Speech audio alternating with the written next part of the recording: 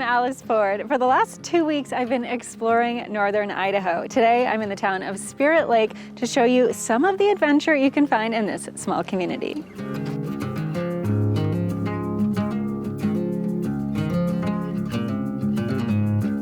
In Spirit Lake, there's some mountain biking trails, and these are going to be a little bit different than some of the biking we've done so far here in Northern Idaho. Single tracks, it's going to be a ton of fun. I'm here at Fresh Air E-Bikes, picking up some awesome mountain bikes that are electric, and then we're going to be hitting the trail. Today I'm going to be riding the Empire Trail System. This is about 6.5 miles of trails.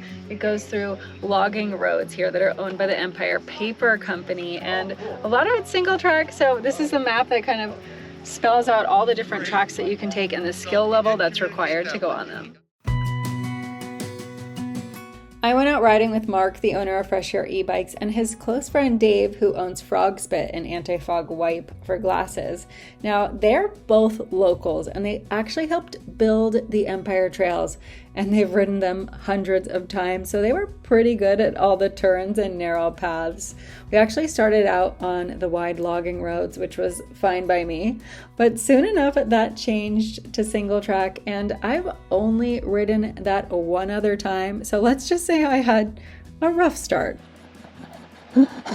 Whoa! But I eventually got the hang of it. As a newbie to single track, I will say this is a great area to get your feet wet, or maybe I should say your handlebars wrung.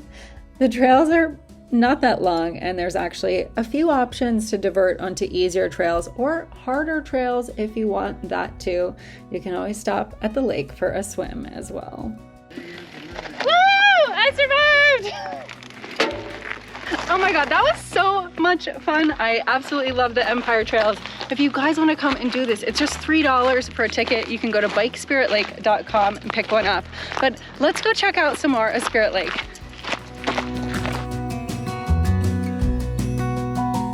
So there's a few places you can get food here in Spirit Lake. One is a Salt and Pepper Bistro, and there's a Mexican restaurant here. You can also grab some beers and brews over at the bike shop. But if you want to grab a beer at the oldest bar in Idaho, you can check out the White Horse.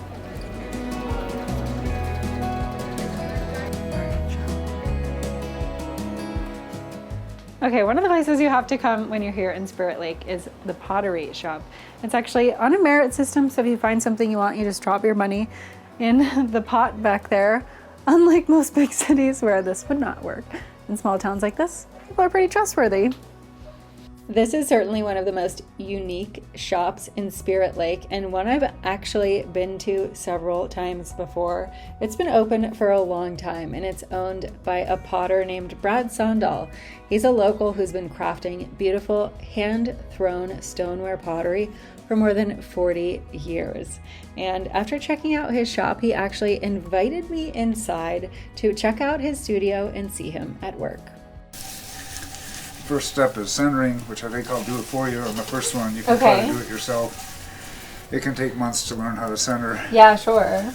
Then you push down in the middle, and you can do it with your finger, you can do it with your thumb. He even let me try the wheel to see if I was potter material, but let's just say, well, see for yourself. It's harder than it looks. Well, you make it look easy. Anyone want to buy my bowl?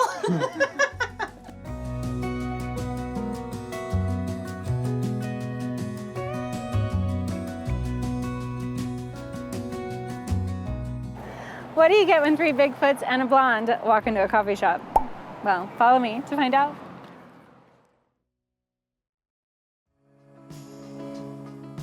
With more than 12 miles of shoreline, Spirit Lake is a great place to come if you're looking for a quiet and relaxing lake holiday. Right in town at the town park and beachfront, you can rent kayaks and paddleboards, and what's even better is that Spirit Lake is just 25 miles from Spokane, Washington, which makes it an easy commute from the airport. In many towns where I grew up in New England, and apparently also here in Idaho, there's legend and lore about Native Americans and how certain things got named. Here, it's the name of the town, Spirit Lake. It's actually named after two lovers that were Native Americans that were forlorn by their tribes.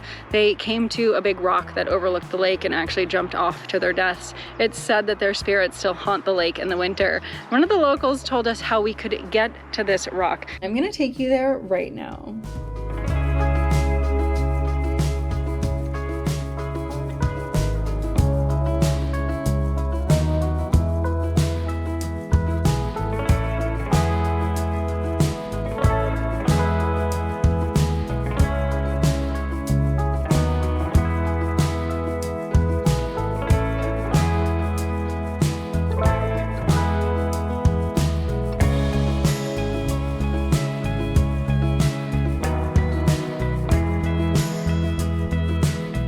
One of the other popular things to do in this area is play golf. I had no idea there were so many golf courses here in North Idaho. Right now we're at Stoneridge Resort Community, an 18-hole golf course.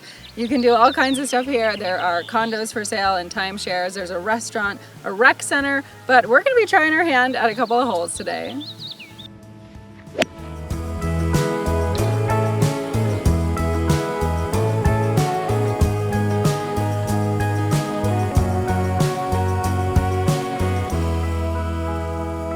Don't get me wrong, lots of people love golf, but the first thing that comes to my mind when I see big, long fields of grass is all I want to do is flip around and dance. The thing about golf is that you're just surrounded by grass holes.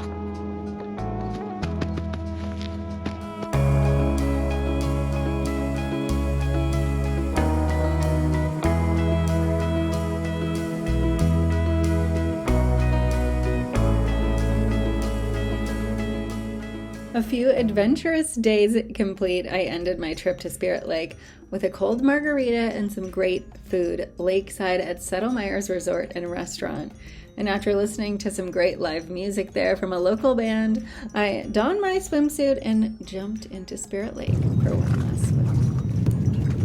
I hope you're enjoying this content from Northern Idaho and my summer adventures. If you're new here, please hit the subscribe button, turn on those notifications, and drop a comment down below. Also, don't forget to hit that thumbs up button. I will see you guys in the next adventure. As always, I'm Alice Ford. Never stop exploring.